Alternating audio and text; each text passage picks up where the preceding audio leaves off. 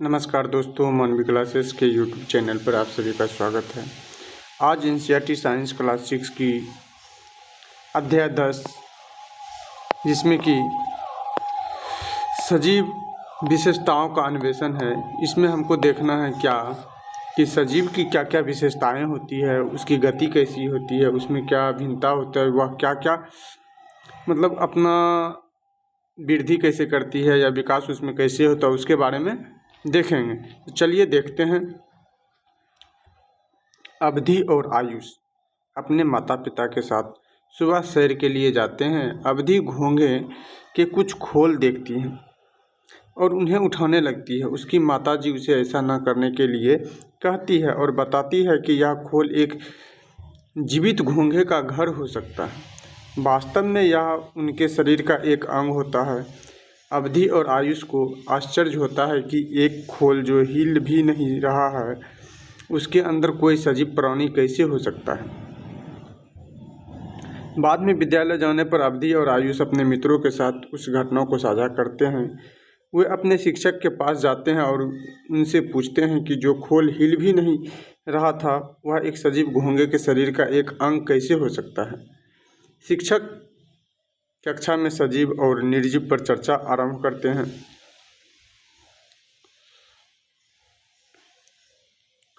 क्रियाकलाप 10.1 आइए अंकित करें। कहता हमारे चारों ओर अनेक प्रकार की वस्तुएं होती है। अपनी कक्षा में चारों ओर देखें, आपको अनेक उदाहरण मिल सकते हैं। पेंसिल जो आपने पकड़ी हुई है, पुस्तक जो आप पढ़ रहे हैं, या खिड़की के पास एक कबूतर। इन्होंने तालिका 10.1 में सूचीबद्ध करें और आप अपनी समझ के आधार पर इन्हें सजीव या निर्जीव के रूप में पहचाने और स्तंभ 2 में भरें। कहता इन्हें सजीव या निर्जीव में विभाजित करने के कारण का आधार स्तंभ 3 में भरें। कहता हमारे आसपास की सजीव और निर्जीव वस्तुएं जैसे पेंसिल है, ये निर्जीव है। कारण या टिप्पणी कैसे निर्जीव है उसको बताना है। सही उत्तर का कारण या टिप्पणी को भरना है। कबूतर देखिए सजीव है, कैसे है उसको लिखना है। सजीव कैसे है, वह सांस लेती है, वह चलती है, उसमें वृद्धि होता है, उसमें विकास होता है, इसके बारे में ये सब भरना है। कथा 10.1 वह क्या है जो सजीव को निर्जीव से पृथक करता है। सजीव को पृथक करने का अर्थ होता है अलग करना। पृथक करने का अर्थ होता है अलग करना। अलग करना, अलग करना। कहता तालिका 10.1 को देखें। आपके विचार से एक पेंसिल निर्जीव और एक कबूतर सजीव क्यों है। आपके अनुसार सजीव प्राणियों और निर्जीव वस्तुओं में क्या अंतर होता है। पहचाने गए सजीवों में क्या समानताएं हैं। कहता आपने पहचाना होगा कि गति एक ऐसी समानता है जो सभी सजीवों में होती है। सही बात है कि हर एक सजीव में गति करने की अपना अपना एक समानता होती है। कहता आपने कारों को सड़क पर चलते हुए देखा होगा, तो क्या इसका अर्थ यह है कि कार सजीव होती है। ऐसे कार्यों को सूचीबद्ध कीजिए जो आप तो कर सकते हैं लेकिन एक कार नहीं कर सकती। आप भी सजीव होने का एक अद्भुत उदाहरण हैं। जब भी आप अपने आसपास की वस्तुओं को सजीव या निर्जीव के समूह में बांटने का प्रयास करें, आप उन वस्तुओं की तुलना स्वयं से कर सकते हैं। ऐसा कौन कौन सी विशेषताएं हैं। कहता जो आपको एक कार से अलग करने में सहायता करती है। उदाहरण के लिए कार के आकार में अपने आप वृद्धि नहीं होती है। क्या इसका तात्पर्य है कि वह निर्जीव है। अब कार को निर्जीव के रूप में वर्गीकृत करने के लिए आपने किन विशेषताओं का उपयोग किया। सजीव होने की मूल विशेषताओं को पहचानने के लिए इसी प्रकार अपनी चर्चा को जारी रखिए। ऐसी कौन सी सामान्य विशेषताएं हैं जो सजीवों को निर्जीव वस्तुओं से पृथक करती है। आइए उनके बारे में जानते हैं। कहता क्या हम सजीव और निर्जीव के बीच अंतर करने के लिए गति को एक विशेषता मान सकते हैं। आपने आसपास की 5 ऐसी वस्तु की सूची बनाइए जो अपने आप गतिमान हो सकती है। क्या आपके अनुसार सूचीबद्ध की गई 5 वस्तुएं केवल इसलिए सजीव है क्योंकि वे स्वयं गतिमान हो सकती है। अब जंतुओं की भांति पौधे तो स्वयं एक स्थान से दूसरे स्थान पर नहीं जा पाते, तो क्या आप उन्हें सजीव मानते हैं। यद्यपि पौधे एक स्थान से दूसरे स्थान पर नहीं जाते, लेकिन वे कुछ निश्चित प्रकार की गतियाँ प्रदर्शित करते हैं। पौधों में गति का एक उदाहरण फूलों का खिलना है।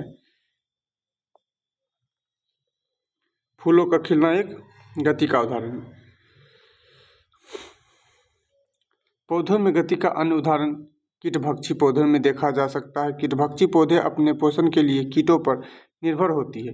कीटभक्षी जो कि कीड़ा होता है वह निर्भर होती है। कीटभक्षी पौधों का एक उदाहरण ड्रोसेरा है। ड्रोसेरा की पत्तियां तस्तरी सौंसर के आकार की होती है, जिनमें असमान लंबाई वाले बाल जैसे अनेक तंतु होते हैं, जिनके छोर पर चिपचिपा पदार्थ होता है। जब भी कोई कीट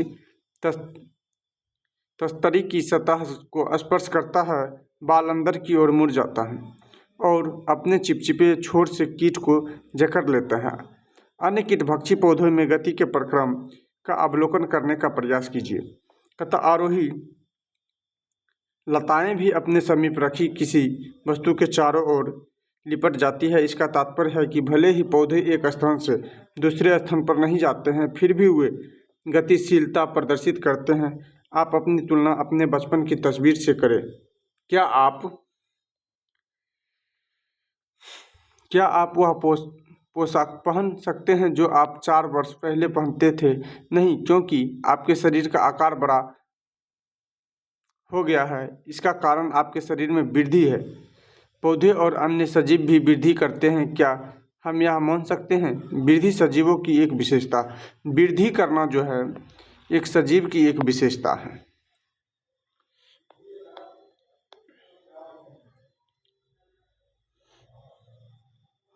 सजीवों को अपनी वृद्धि और विकास के लिए भोजन यानी कि पोषण की आवश्यकता होती है।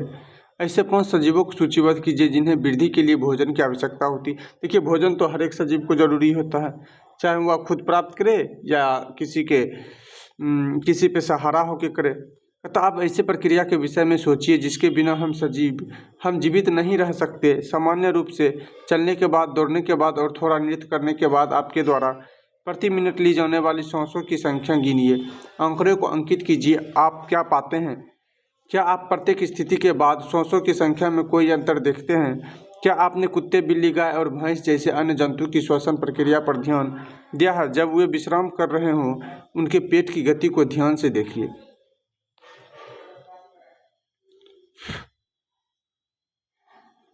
श्वसन प्रक्रिया में जब हम श्वास अंदर की ओर खींचते हैं, वायु बाहर से हमारे शरीर में आती है।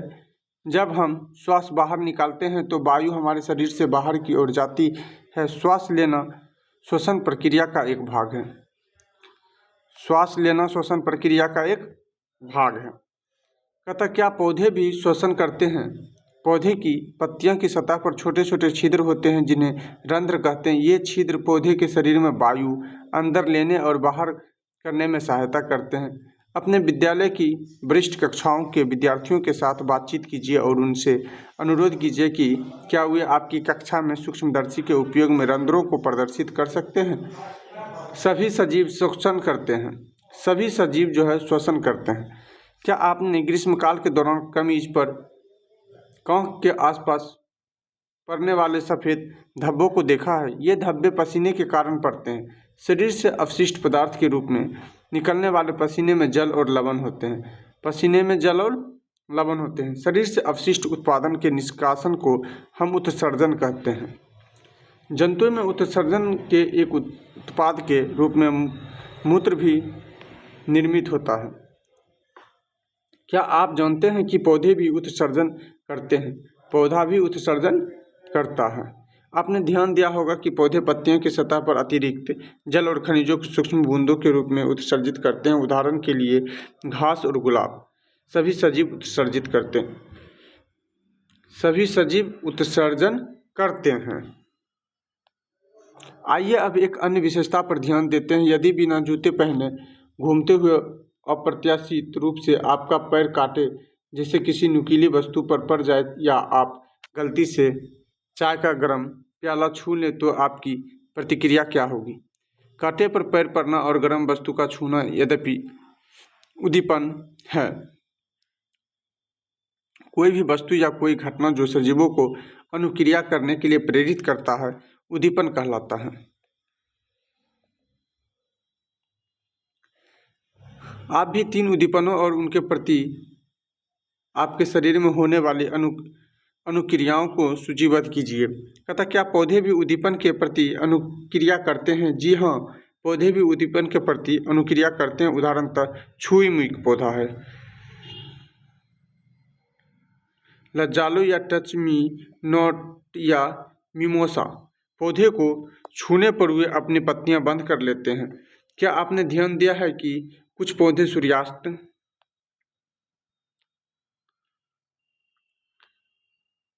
सूर्यास्त के बाद अपनी पत्तियां बंद कर लेते हैं? देखिए ये छुई मुई के पौधे हैं, छुई मुई के पौधे। कहता है सूर्यास्त के बाद अपनी पत्तियां बंद कर लेते हैं। विशेष तौर पर कुछ पौधे की एक दूसरे के सामने वाली पत्तियां आपस में पास आ जाती है। यह आंवले के पेड़ की बंद पत्तियां में देखा जा सकता है। समस्त सजीव उद्दीपन के प्रति अनुक्रिया करते हैं। समस्त सजीव जो है उद्दीपन के प्रति अनुक्रिया करते हैं। अपने आसपास कुछ अन्य ऐसे पौधे का पता लगाइए जिनकी पत्तियां सूर्यास्त के बाद बंद हो जाती है। आंवला और छुई मुई की पत्तियां इस प्रकार की अनुक्रिया क्यों करती हैं? उनके इस प्रकार के व्यवहार के लिए कौन कौन सा उद्दीपन उत्तरदायी है? कहता क्या आपने बिल्ली, कुत्ते या अन्य जंतु के बच्चों को देखा है? 5 अलग अलग जंतु के बच्चों को सूचीबद्ध कीजिए। क्या आपने किसी निर्जीव वस्तु जैसे पेंसिल, कुर्सी या बल्ब के बच्चों को देखा है? सभी सजीव जनन करते हैं। सही बात है, सभी सजीव जनन करते हैं। जनन अपनी सतह के नवजातों को जन्म देने की प्रक्रिया है। जनन क्यों अनिवार्य है? आप देखिए जनन क्यों अनिवार्य है? यह जीवन की निरंतरता के लिए अनिवार्य है। जनन जो है ये जीवन की निरंतरता के लिए अनिवार्य है। कहता जब कोई सजीव जीवित रहने के सभी संसाधनों, भोजन, वायु और जल की उपलब्धता होने पर भी उपर्युक्त सभी लक्षणों को प्रदर्शित करने में सक्षम नहीं होते हैं, उसे मृत कहते हैं। उपर्युक्त चर्चा से हम समझ सकते हैं कि सभी सजीवों में कुछ सामान्य विशेषताएं पाई जाती है। उदाहरणतः सभी सजीव गति प्रदर्शित करते हैं। सभी सजीव गति प्रदर्शित करते हैं, ये तो अनेक बार दिख गया है ऊपर। उन्हें भोजन की आवश्यकता होती है। सही बात, उन्हें भोजन की आवश्यकता होती है। वे वृद्धि करते हैं। सही बात है। शोषण करते हैं, जनन करते हैं, उत्सर्जन करते हैं, उद्दीपन के प्रति अनुक्रिया करते हैं और अंततः मर जाते हैं। इनमें से एक भी लक्षण का अभाव या दर्शाता है कि वह निर्जीव है। इनमें से एक भी लक्षण अगर कम है तो वह वस्तु निर्जीव कहलाता है। कहता है अब जबकि आप यह जान गए हैं कि सजीव की पहचान कैसे की जाए, क्रियाकलाप 10.1 को पूरा करने के लिए तालिका 10.1 के विशेष 2 स्तंभ 4 और 5 को भरिए। आप एक बीज को सजीव या निर्जीव किस श्रेणी में रखेंगे, क्यों? आइए जाने कि पौधा में इनमें से कुछ आवश्यक विशेषताओं का अन्वेषण करने के लिए एक बीज कैसे अंकुरित होता है। कहता है बीज के अंकुरण के लिए आवश्यक परिस्थितियां, कि बीज के अंकुरण के लिए आवश्यक परिस्थितियां क्या क्या हो सकती है। कहता क्या आपने बीज को अंकुरित होते हुए देखा है? आप जानने को उत्सुक होंगे कि बीज के अंकुरण के लिए किन परिस्थितियों की आवश्यकता होती है। क्या आप अंकुरण के लिए आवश्यक किसी स्थिति के बारे में सोच सकते हैं? आप कैसे जांच करेंगे कि इन परिस्थितियों का बीज के अंकुरण पर क्या प्रभाव होता है? आइए क्रियाकलाप 10.2 के द्वारा इसका अन्वेषण करें। क्रियाकलाप 10.2 आइए प्रयोग करें। तथा बगीचे के मिट्टी से भरे एक जैसे 4 गमले लीजिए। प्रत्येक गमले में किसी फली जैसे सेम, राजमा, लोबिया के 4-4 बीज बो दीजिए। अब इन गमलों को 15 दिन के लिए निम्नलिखित स्थितियों में रखिए। कहता गमला को कहता मिट्टी में जल मत डालिए। इस गमले को सीधा सूर्य के प्रकाश में रखिए। देखिए सीधा सूर्य के प्रकाश में और जल रहित गमला है, मतलब इसमें जल नहीं है। सीधा सूर्य के प्रकाश में और अत्यधिक जलयुक्त गमला है। पूर्णतः अंधेरे में और नम मिट्टी युक्त गमला है। सीधा सूर्य के प्रकाश में और नम मिट्टी युक्त गमला है। कहता विभिन्न परिस्थितियों में उद्भासित फली के बीज गमलाखोम देखिए, कहता मिट्टी में अत्यधिक मात्रा में जल डालिए जिससे कि मिट्टी के ऊपर जल हमेशा उपस्थित रहे। जल के कम होने पर नियमित रूप से इसमें जल डालते रहिए। गमले को सीधा सूर्य के प्रकाश में रखिए। गमला गौ कहता नियमित रूप से गमले में उपयुक्त मात्रा में जल डालिए कि मिट्टी में हल्की नमी बनी रहे और गमला को अंधेरे स्थान पर रखिए। गमला गौ कहता गमले में नियमित रूप से उपयुक्त मात्रा में जल डालिए जिससे कि गमले की मिट्टी में हल्की नमी बनी रहे। गमले को सीधा सूर्य के प्रकाश में रखिए। कथा तालिका 10.2 में वायु, सूर्य के प्रकाश और जल की उपलब्धता को इंगित कीजिए। जब किसी बीज में अंकुर निकलता है तो उसे अंकुरित बीज कहते हैं। अंकुरित बीज किसे कहते हैं? जब किसी बीज में अंकुर निकलता है तो उसे अंकुरित बीज कहते हैं। अनुमान लगाइए कि क्या प्रत्येक गमले में बीजों का अंकुरण होगा।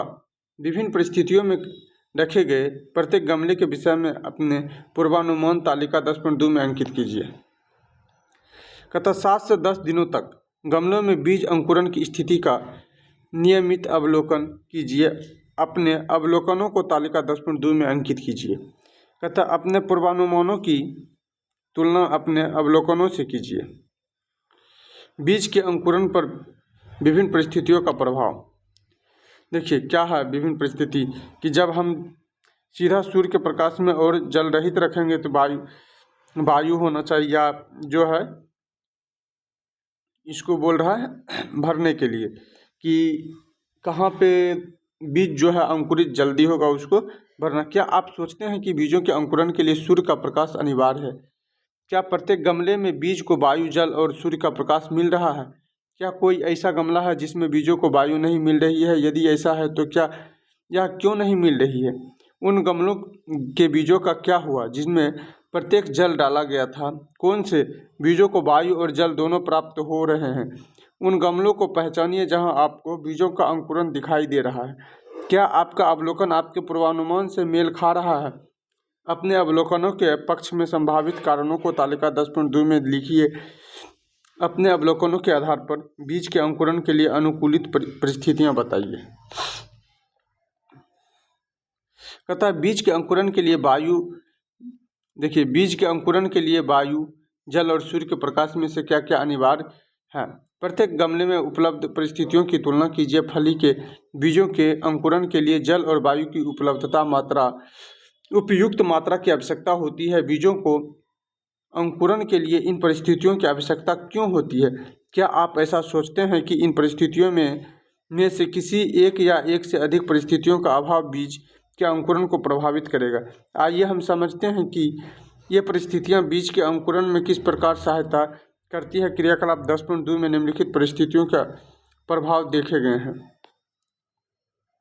जल, बीजों को अंकुरण के लिए जल की आवश्यकता होती है। जल बीजों को उनकी वृद्धि के लिए अनिवार्य प्रक्रिया को पूरा करने में सक्षम बनाती है। बीज के बाह्य आवरण को बीजावरण कहा जाता है। देखिए बीज के बाह्य आवरण को बीजावरण कहा जाता है। जल बीजावरण को मुलायम करता है। जल जो है बीजावरण को मुलायम करता है और इसके अंदर के नन्हे से भ्रूण को पौधे में विकसित होने में सहायता करता है। वायु एवं मिट्टी, कहता है बीजों को अंकुरण के लिए वायु की आवश्यकता होती है। बीज मिट्टी के कणों के बीच के स्थान में उपस्थित वायु का उपयोग करते हैं। इसके अतिरिक्त मिट्टी के कणों के बीच के स्थान के कारण जड़ें आसानी से बढ़ती है। प्रकाश एवं अंधकार की परिस्थितियाँ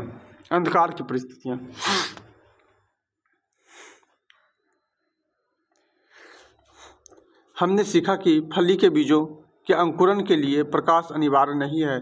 सामान्यतः अधिकांश बीजों को अंकुरण के लिए प्रकाश की आवश्यकता नहीं होती है, किंतु अंकुरण के पश्चात नवोद्भिद की वृद्धि के लिए सूर्य के प्रकाश की आवश्यकता होती है।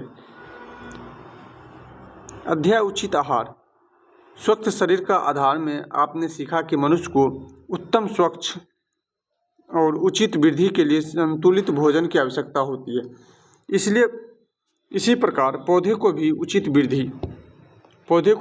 वृद्धि और विकास के लिए अनुकूलित परिस्थितियां एवं पोषण तत्वों का आवश्यकता होती है। आपके विचार से कौन सी अन्य परिस्थितियां बीज के अनुकूलन को प्रभावित करेगी? कोलियस और पिटूनिया जैसे कुछ पुष्पीय पौधे में बीजांकुरण के लिए प्रकाश की आवश्यकता होती है। इन बीजों को मिट्टी से ढकने पर इनका अंकुरण बाधित होता है। वहीं कैलेंडुला और जीनिया जैसे कुछ पुष्पीय पौधे में बीजांकुरण के लिए अंधकार की आवश्यकता होती है। इन बीजों को पर्याप्त मिट्टी से ढका जाना चाहिए। पर्याप्त मिट्टी से ढका जाना चाहिए।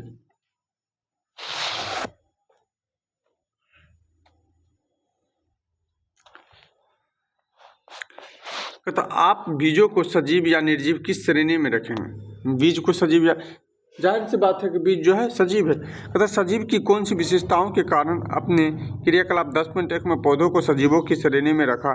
क्या क्रियाकलाप 10.2 में पौधों में वृद्धि दिखाई देती है? क्या सजीवों की अन्य कोई विशेषता इन पौधों में दिखाई देती है? आइए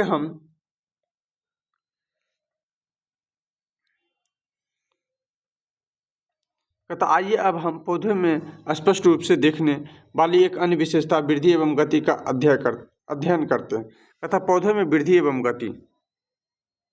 कहता है पौधे सूर्य के प्रकाश के प्रति किस प्रकार अनुक्रिया करते हैं? क्या सूर्य का प्रकाश पौधे के विभिन्न भागों की वृद्धि की दिशा को प्रभावित करता है? किसी पौधे को उल्टा रखे जाने पर उसकी जड़ और प्रवाह की वृद्धि किस दिशा में होगी? आप इन प्रश्नों का उत्तर खोजने के लिए एक क्रियाकलाप की योजना कैसे करेंगे? कहता क्रियाकलाप 10.3 आयु योजना बनाएं। कहता है कुछ फली अथवा चने के बीज लीजिए और उन्हें नम कपड़े या नम टिश्यू पेपर में अंकुरित होने दीजिए। उन्हें छोटी जड़ और छोटी प्रवाह वाले नवोद्भिद में विकसित होने तक अंकुरित कीजिए। अब कांच के 3 बीकर या गिलास लीजिए और उन पर क ख ग और ग लेबल लगा दीजिए। कांच की 3 प्लेट लीजिए और मोटे कोमल सूती धागे की सहायता से प्राप्त प्लेट की एक और सतह से मोटा ब्लॉटिंग पेपर या टिश्यू पेपर बांध लीजिए। प्रत्येक प्लेट पर एक नवोद्भिद को मोटे कोमल सूती धागे की सहायता से बांध दीजिए और यह सुनिश्चित कीजिए कि नवोद्भिद क्षतिग्रस्त न हो, जैसे कि चित्र 10.2 में दर्शाया गया है। कहता अब बीकर क्वा और बीकर ग्वा में नवोद्भिद युक्त कांच की एक प्लेट को सीधा रखिए, जैसे कि चित्र 10.2 क्वा और 10.2 ग्वा में दर्शाया गया है। बीकर क्वा में प्लेट को इस प्रकार व्यवस्थित कीजिए कि नवोद्भिद का प्रवाह नीचे की ओर, जड़ ऊपर की ओर रहे, जैसे कि चित्र 10.2 के क्वा में दर्शाया गया है। यह सुनिश्चित करते हुए कि नवोद्भिद जल की सतह से ऊपर रहे, तीनों बीकर में जल डालिए। यहाँ पे देखिए दिखाया गया है, यहाँ क्वा का दिखाया गया है, यहाँ क्वा का, यहाँ ग्वा का। कहता सभी दिशाओं में आते सूर्य के प्रकाश में रखा उल्टा पौधा है। एक दिशा से आते सूर्य के प्रकाश में रखा सीधा पौधा। बॉक्स के अंदर का दृश्य है।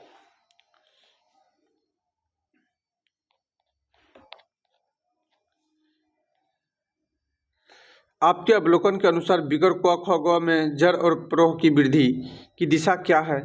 क्या आपके अवलोकन आपके पूर्वानुमान से मेल खाते हैं? आप इस क्रियाकलाप से क्या निष्कर्ष निकालते हैं? देखिए ये तो क्रियाकलाप दिया हुआ है।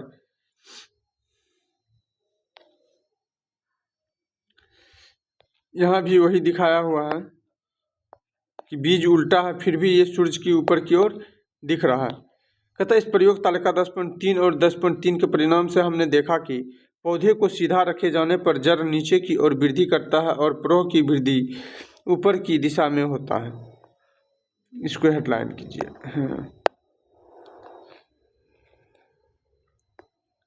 यहाँ पे दिखाया गया है ऊपर की ओर। कहता यदि पौधे उल्टा रखा हो तो जड़ मुड़ जाते हैं और नीचे की ओर वृद्धि करती है, प्रवाह भी मुड़ जाते हैं और ऊपर की ओर वृद्धि करते हैं। मतलब जड़ जो है हर वक्त नीचे की ओर वृद्धि करती है और उसका प्रवाह जो है वो ऊपर की ओर वृद्धि करता है। यदि पौधे को सूर्य का प्रकाश केवल एक दिशा से मिलता है तो प्रो प्रकाश की दिशा में वृद्धि करता है। प्रो क्या करता है? प्रकाश की दिशा में ही वृद्धि करता है, जबकि जड़ नीचे की ओर वृद्धि करता है। जिधर से सूर्य प्राप्त होता है उधर ही पौधा वृद्धि करता है और उसका जड़ हर वक्त नीचे वृद्धि करता है। क्रियाकलाप 10.3 करने के बाद हम यह निष्कर्ष निकालते हैं कि पौधा के प्रवाह ऊपर की ओर बढ़ते हैं और सूर्य के प्रकाश की ओर गति करते हैं, जबकि पौधा की जड़ें नीचे की ओर बढ़ती है। ये कथा वैज्ञानिक से परिचय। वैज्ञानिक से परिचय करता जगदीश चंद्र बोस। 1858 से 1931 तक इनका जीवन काल रहा। एक भारतीय वैज्ञानिक थे जिन्होंने पौधा के साथ कुछ रोचक प्रयोग किए। उन्होंने प्रकाश, ताप, विद्युत और गुरुत्वाकर्षण जैसे उद्दीपनों के प्रति पौधों की अनुक्रियाओं को अंकित करने के लिए क्रेस्कोग्राफ नामक मशीन का निर्माण किया। क्रेस्कोग्राफ का कौन किया था? नामक मशीन का निर्माण किया। कौन किया था? जगदीश चंद्र बोस। इस मशीन से उन्होंने मापा कि पौधे कितनी तेजी से बढ़ते हैं। उन्होंने यह भी दर्शाया कि पौधे उद्दीपनों को महसूस कर सकते हैं और उनके प्रति अनुक्रिया करते हैं। अब देखिए यहाँ पे 10.4 में है पौधों का जीवन चक्र। कहता हमने सीखा कि अंकुरण के लिए अपेक्षित परिस्थितियों और पौधे कैसे बढ़ते हैं तथा गति प्रदर्शित करते हैं। आइए अब हम पौधे के संपूर्ण जीवन में होने वाले परिवर्तनों के दिशा में जानें। कहता क्रियाकलाप 10.4 आइए खोज करें। कहता एक फली का बीज लगाइए और उसकी वृद्धि के लिए उपयुक्त स्थितियाँ उपलब्ध कराइए। लगभग 3 माह तक नियमित रूप से उसका अवलोकन कीजिए। जब भी आपको कोई परिवर्तन दिखाई दे अपने अवलोकन को तालिका 10.4 में अंकित कीजिए। जब कोई भी परिवर्तन दिखाई दे तो दिनांक को तालिका में लिखिए। निम्नलिखित प्रश्नों के उत्तर अंकित कीजिए। कहता किसी परिवर्तन के होने में कितना समय लगा, उसके द्वारा देखे गए विभिन्न परिवर्तन तालिका 10.4 में चित्रांकित कीजिए। कितने दिनों के बाद पहला फूल दिखाई दिया? फूल के कुछ भागों के सूखने के बाद क्या आपको आगे कोई अन्य वृद्धि दिखाई दी? फूल के शेष भाग किस प्रकार के संचालन में विकसित हुई? क्या आपने फूल से विकसित किसी बीज युक्त फली या फल को देखा? बीज युक्त फलों के बनने के बाद पौधा का क्या हुआ? ये सब को आपको देखना है कि इस सब का में क्या परिवर्तन हो रहा है या नहीं हो रहा है। अब देखिए तालिका 10.4 में फली के पौधे की वृद्धि के संबंध में आपने जो अवलोकन अंकित किए हैं उन्हें ध्यान से पढ़िए। फलों के बनने के बाद आपने क्या क्या परिवर्तन देखा? क्या आपके द्वारा इसमें निरंतर पानी डाले जाने के बाद भी पौधा पीला होकर सूख गया? अपने फली के पौधे से प्राप्त बीजों को उगाइए। देखिए कि बीज किस प्रकार फली के पौधों की नई पीढ़ी को आगे बढ़ाता है। तालिका 10.4 में आप अपने द्वारा बनाए गए चित्र की तुलना चित्र 10.4 से कीजिए। ये देखिए जैसे कि ये बीज है, यहाँ पे दिखाया हुआ है फल के पौधे का जीवन चक्र।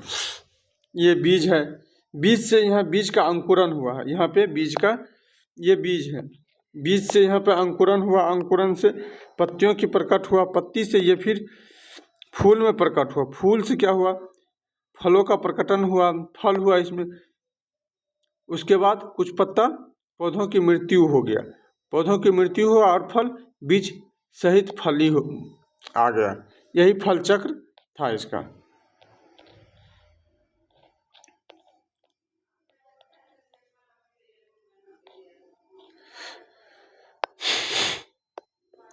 कहता बीज एक पौधे के रूप में वृद्धि करता है। बीज जो है एक पौधे के रूप में वृद्धि करता है और परिपक्व होकर फूल और फल उत्पन्न करता है। सही बात है। इस उदाहरण में नई फलियां भी इस पौधे के फल हैं। इनके भीतर बीज होते हैं जो इस पौधे की पीढ़ियों को आगे बढ़ाते हैं। बीज से पौधा और फिर बीजों की अगली पीढ़ी तक संपूर्ण प्रक्रिया को पौधे का जीवन चक्र कहा जाता है। पौधे का जीवन चक्र कहा जाता है। जब एक पौधा बढ़ना बंद कर देता है और अनिवार्य सभी परिस्थितियों की उपलब्धता के बाद भी उसमें जीवन की गतिविधियां धीरे धीरे समाप्त हो जाती है, तब उस पौधे को मृत मान लिया जाता है। पौधा कब मृत हो जाता है? जब उसमें गतिविधियां धीरे धीरे समाप्त होने लगती है, तब उसे मृत मान लेते हैं। अब देखिए जंतुओं का जीवन चक्र कैसा है, इसके बारे में देखना है। जंतु जो है उसका जीवन चक्र कैसा है। जंतुओं का जीवन चक्र कहता, हमने एक पौधा के जीवन चक्र के विषय में जाना। हमने देखा कि पौधा के जीवन चक्र में अनेक परिवर्तन होते हैं। क्या आपने कभी ध्यान दिया कि समय के साथ जंतु कैसे बड़े होते हैं? विभिन्न जंतुओं के बच्चों के रेखा चित्र बनाइए और उनके नाम लिखिए। कहता मच्छर का जीवन चक्र कि मच्छर का जीवन चक्र कैसा है। अपने आसपास मच्छरों की भिनभिनाहट की ध्वनि सुनना हम सबके लिए एक समान अनुभव है। मादा मच्छर खून चूसने वाले कीट हैं। मादा मच्छर जो है खून चूसने वाला कीट है, जिनसे मलेरिया, डेंगू और चिकनगुनिया जैसी अनेक बीमारियों का संचरण हो सकता है। आपने समाचार पत्रों, स्कूल के सूचना पट या जागरूकता अभियानों के माध्यम से जाना होगा कि मच्छरों के प्रजनन की रोकथाम की जानी चाहिए। हमें सलाह दी जाती है कि अपने आसपास कहीं भी जल इकट्ठा न होने दें। ऐसा क्यों है? इस स्थिति पर क्या स्थिर जल का मच्छरों के अंडे देने के साथ कोई संबंध है? कहता आपने विद्यालय, घर और आसपास स्थिर जल का पता लगाने के लिए सुरक्षा परीक्षण, सेफ्टी ऑडिट का आयोजन कीजिए। यदि संभव हो सके तो किसी छोटे जीवों का अवलोकन करने के लिए एक हैंड लेंस लीजिए। कूलर के अंदर, गमलों और अन्य खुले पात्र ऐसे सामान्य स्थान होते हैं जहां स्थिर जल एकत्र होने की संभावना रहती है। आपको दो अलग अलग प्रकार के कृमि जैसे जीव चित्र 10.5 मिल सकते हैं। ये लार्वा या प्यूपा है, जो मच्छरों के विकास के दौरान उनके जीवन की दो विशिष्ट अवस्थाएं हैं। मच्छर का ही दो विशिष्ट अवस्थाएं हैं, लार्वा। यदि आपको लार्वा और प्यूपा दिखाई देता है तो इसकी सूचना अपने, देखिए ये लार्वा रहा और ये प्यूपा रहा, दोनों दिख रहा है, शिक्षक को दीजिए। मच्छरों के प्रजनन की रोकथाम के लिए किए जाने वाले आवश्यक उपायों के विषय में अपने शिक्षक और सहपाठियों के साथ चर्चा कीजिए। लार्वा और प्यूपा के आकार में आपने क्या क्या अंतर देखा? देखिए ये लार्वा है और ये प्यूपा है, इसके आकार में क्या क्या अंतर है उसको देखते हैं हम। जल निकायों में देखे गए मच्छरों के लार्वा और प्यूपा बार बार जल की सतह पर आते हैं। इसका क्या कारण हो सकता है? मच्छर के लार्वा और प्यूपा जल में रहते हैं और उन्हें श्वास लेने के लिए वायु की आवश्यकता होती है। वे श्वास लेने के लिए जल की सतह पर आते हैं।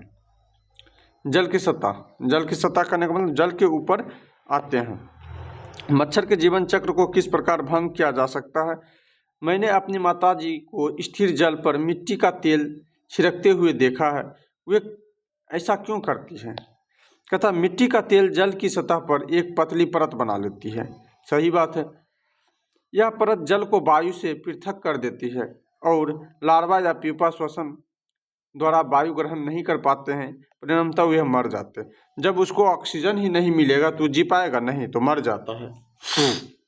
क्रियाकलाप 10.5 आइए विश्लेषण करें। आइए एक रोचक पहेली सुलझाइए। आप कैसे निर्णय लेंगे कि अंडा अवस्था के तुरंत बाद कौन सी अवस्था, लार्वा या प्यूपा पहले आती है? कहता कल्पना कीजिए कि आपको पोखर के जल से भरा एक पात्र दिया गया है जिसमें लार्वा और प्यूपा है। इनकी अवस्था का सही अनुक्रम पता करने के लिए एक क्रियाकलाप की योजना बनाइए। अपना क्रियाकलाप सृजन करने के लिए आप अवधि द्वारा बताई गई निम्नलिखित योजना की सहायता ले सकते हैं। चरण 1 में देखिए, मेरे पास जल से भरा एक पात्र है जिसमें मच्छर के लार्वा और प्यूपा है। चरण 2 में मैं 4 से 5 लार्वा और प्यूपा को समान जल वाले अलग अलग पात्रों में विभक्त करूंगी। चरण 3 में कहता मैं इनका एक अवस्था से अगली अवस्था में परिवर्तन देखने के लिए प्रतिदिन इनका अवलोकन करूंगी। चरण 4 कहता यदि लार्वा प्यूपा में परिवर्तित होता है, लार्वा जो है प्यूपा में परिवर्तित होता है तो इसका तात्पर्य होगा कि लार्वा की अवस्था प्यूपा से पूर्व की होती है। यदि इसका उल्टा होता है तो प्यूपा की अवस्था लार्वा के पूर्व की होती है। चरण 5 मैं देखती रहूंगी कि मच्छर पहले किस पात्र में दिखाई देता है। ये अवलोकन वृद्धि एवं विकास के सही अनुक्रम को जानने में हमारी सहायता करेंगे। अब कल्पना कीजिए कि आपको पोखर के जल से भरा एक पात्र दिया जाता है जिसमें लार्वा और प्यूपा है। उन्हें पात्र से अलग किए बिना यह निश्चित करने के लिए कि दोनों अवस्थाओं में से पहले कौन सी अवस्था आएगी, आप क्रियाकलाप की किस प्रकार योजना बनाएंगे। देखिए, अवस्था 5 है वयस्क मच्छर, अवस्था 3 प्यूपा, अवस्था 2 में लार्वा है, अवस्था 1 में अंडा है। अंडा से लार्वा बना, लार्वा से प्यूपा बना, प्यूपा से मच्छर बना। मच्छर का जीवन चक्र में आइए मच्छर के जीवन चक्र की इन अवस्थाओं के विषय में और अधिक जानें। मच्छर अपने जीवन चक्र में 4 अवस्थाओं से गुजरते हैं। मच्छर जो है अपने जीवन चक्र में 4 अवस्था से गुजरता है। ये अंडा, लार्वा, प्यूपा और वयस्क अवस्था है। ये इम्पोर्टेंट पॉइंट है। प्यूपा से निकला वयस्क मच्छर जल की सतह पर थोड़ा विश्राम करता है और फिर उड़ जाता है। वयस्क मच्छर 10 से 15 दिन तक जीवित रह सकता है।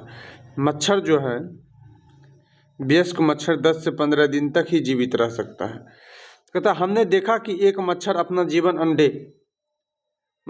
अंडे अवस्था फर्स्ट के रूप में आरंभ करता है। अंडे का विकास लार्वा अवस्था 2 के रूप में होता है। लार्वा का विकास प्यूपा अवस्था 3 के रूप में होता है और प्यूपा वयस्क मच्छर अवस्था 4 में परिवर्तित होता है। वयस्क मादा मच्छर सीधे जल पर या जल के समीप अंडे देती है।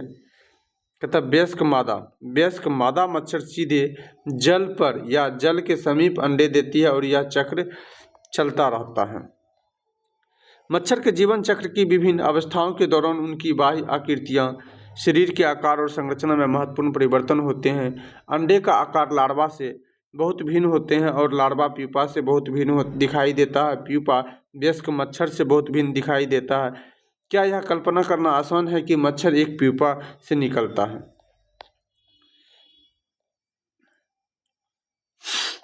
कहता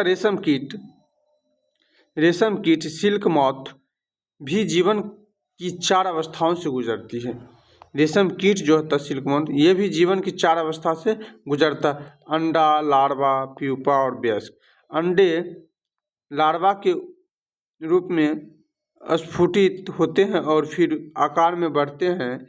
प्यूपा में परिवर्तन होने से पहले लार्वा धागे जैसा पदार्थ स्रावित करते हैं जो उनके चारों ओर लिपट जाता है। ये वो रेशे हैं जिनका उपयोग रेशमी वस्त्र बनाने के लिए किया जाता है। भारत में खाद्यान्न और ग्रामों उद्योग आयोग KVIC ने रेशम के उत्पादन के लिए अनेक केंद्र स्थापित किए हैं। मेढक का जीवन चक्र, मच्छर का जीवन चक्र आपने देख लिया, अब मेढक का जीवन चक्र देखते हैं। उसके बाद क्या है फिर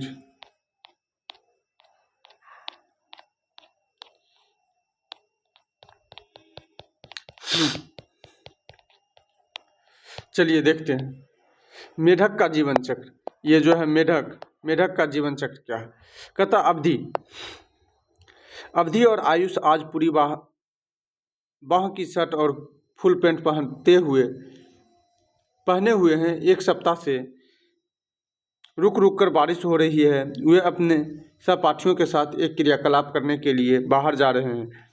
अपने विज्ञान शिक्षक के मार्गदर्शक में थोड़ा सा चलने के बाद वे एक उथले तालाब पर पहुंचते हैं। यह स्थान पेड़ों और लंबी घास से घिरी हुई है।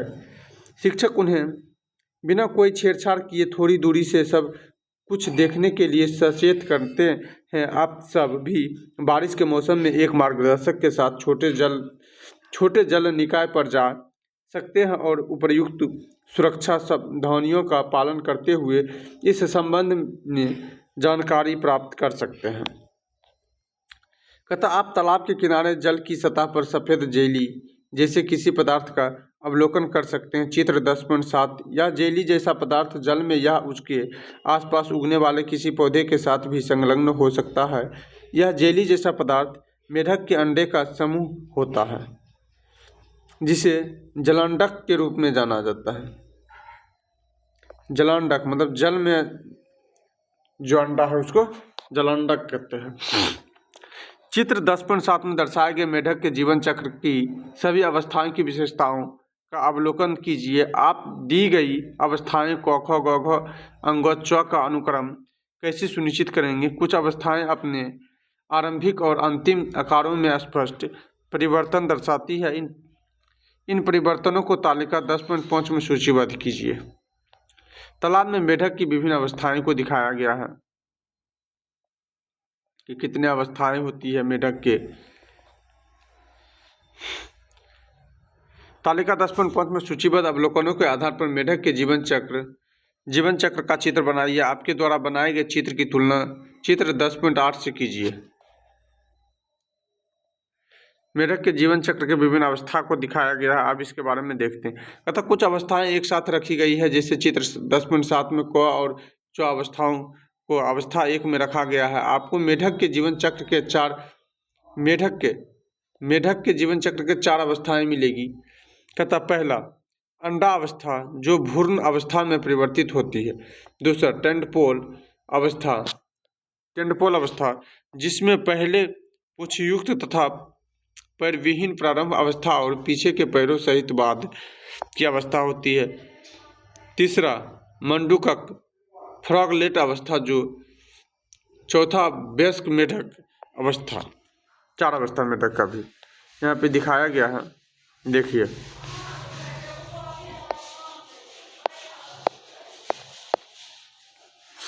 क्या है? चार अवस्था है। अवस्था 1 जलाकंड है, दिन 1 के समय। अवस्था 2 भ्रूण है, अवस्था 2 भ्रूण हुआ। और अवस्था 3 पूंछ के समोप है। अवस्था पैरों के साथ टेंटपोल भी है।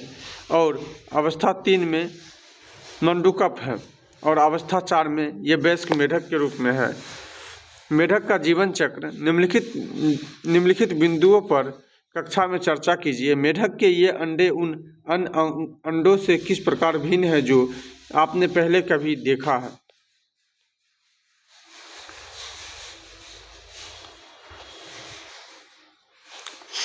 कौन सी अवस्था की अवधि सबसे कम होती है? क्या मेढक के जीवन चक्र की विभिन्न अवस्थाओं के दौरान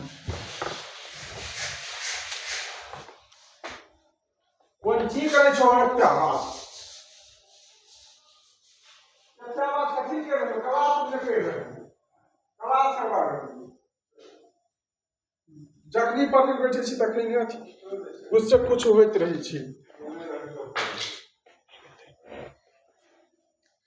कौन सी अवस्था की अवधि सबसे कम होती है? क्या मेढक के जीवन चक्र की विभिन्न अवस्था के दौरान उनके आवास में कोई परिवर्तन होती है? उस अवस्था में विशिष्ट विशेषताएं किस प्रकार सहायक होती है? चित्र 10.8 का अवलोकन कीजिए। आप देखेंगे कि टेंटपोल के पिछले पैर विकसित हो गए हैं, किंतु फिर भी उनकी पूंछ है। पूंछ उन्हें जल में तैरने में सहायता करती है। धीरे धीरे टेंटपोल छोटे मेढक की तरह दिखने लगते हैं, जिन्हें मंडूकक कहते हैं। वे अब भी जल में रहते हैं, लेकिन कुछ समय थल पर भी बिताना आरंभ कर देते हैं। वे बड़े होते जाते हैं और उनकी पूंछ पुनः लुप्त हो जाती है।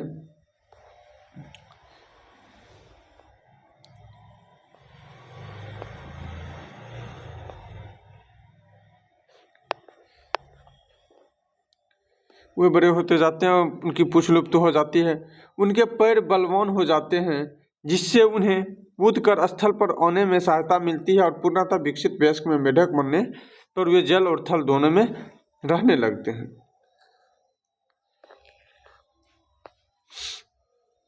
आपके विचार से क्या पक्षी भी जीवन चक्र की विभिन्न अवस्थाओं में महत्वपूर्ण परिवर्तन प्रदर्शित करते हैं?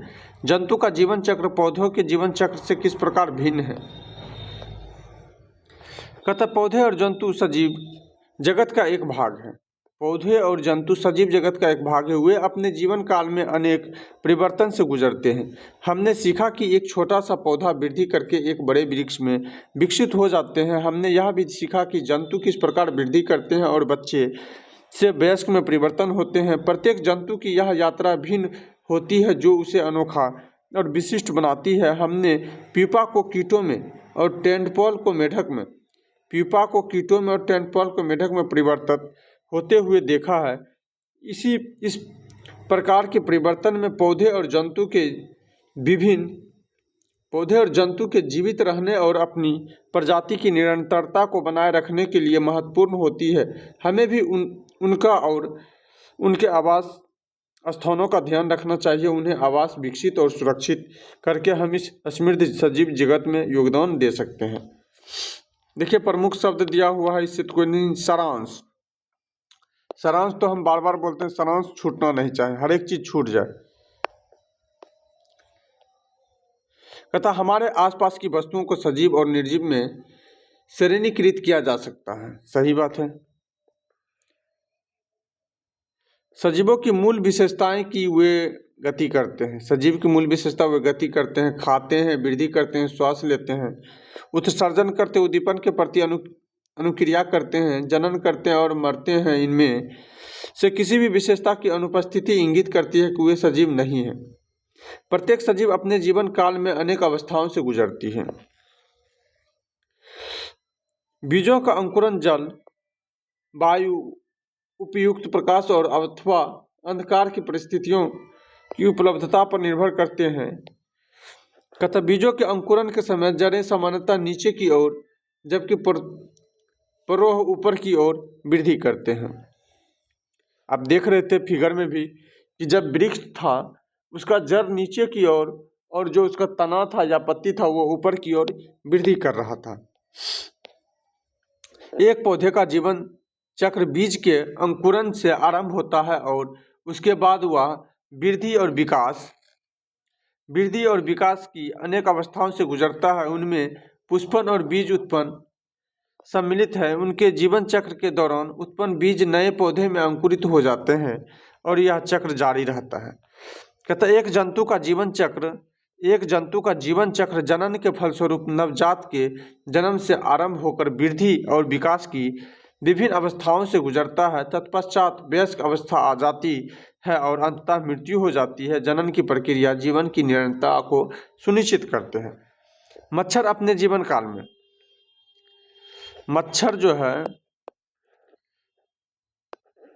मच्छर अपने जीवन काल में अंडे, लार्वा, प्यूपा और वयस्क अवस्थाओं से गुजरते हैं। मेढक के जीवन की अवस्थाओं में अंडे, टेडपोल, मंडूकक, फ्रॉगलेट और वयस्क अवस्थाएं सम्मिलित हैं। कुछ सजीवों जैसे मच्छरों और मेढकों के बीच चक्र की विभिन्न अवस्थाएं में महत्वपूर्ण परिवर्तन होते हैं। ये परिवर्तन उनके शरीर के आकार, संरचना और कभी कभी आवास में भी देखे जा सकते हैं। चलिए, ये चैप्टर खत्म हुआ आज। ये चैप्टर आज खत्म हुआ है और अगला चैप्टर प्राकृतिक की अमूल्य संपदा देखेंगे। इस चैप्टर को यहीं समाप्त करते हैं। टाइम भी ज़्यादा हो गया है, बहुत लंबा वीडियो हो गया है। The end.